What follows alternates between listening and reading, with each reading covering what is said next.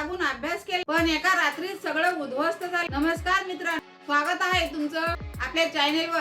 आज आपण बोलणार आहोत एका अशा घटनेवर जिने संपूर्ण भारताला हादरून टाकले आहे.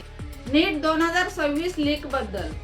आणि त्यापेक्षाही मोठी बातमी, एनटीएने परीक्षा रद्द केली. सीबीआय चौकशी सुरू झाली आणि मास्टरमाइंडला अटक झाली.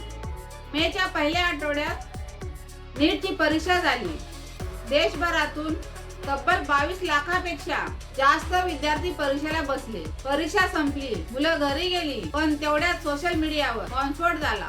क्वेश्चन बँक व्हायरल झाला. त्यातील प्रश्न परीक्षेच्या प्रश्नपत्रिकेशी हुबेहूब जुळत होते. एनटीएने पुढे सांगितले, विद्यार्थ्यांच्या हिताच्या दृष्टिकोनातून आणि परीक्षेवर विश्वास जपण्यासाठी ही परीक्षा रद्द करण्यात येत आहे. नवीन तारखा लवकरच जाहीर होती, असं एनटीएने सांगितलं. यावरती सोशल मीडियावरती असं म्हटलं जातंय, ज्यांनी मेहनतीने परीक्षा दिली त्यांच्यासाठी हे मानसिक आघातच होतं आणि हे अत्यंत अन्यायकारक आहे. आणि खरंच ज्यांनी 2 वर्ष अभ्यास केला, हजारो रुपये कोचिंग साठी दिले, घरापासून दूर राहिले आणि पेपर असा रद्द व्हावा, यामागे कोण आहे याची चौकशी झालीच पाहिजे.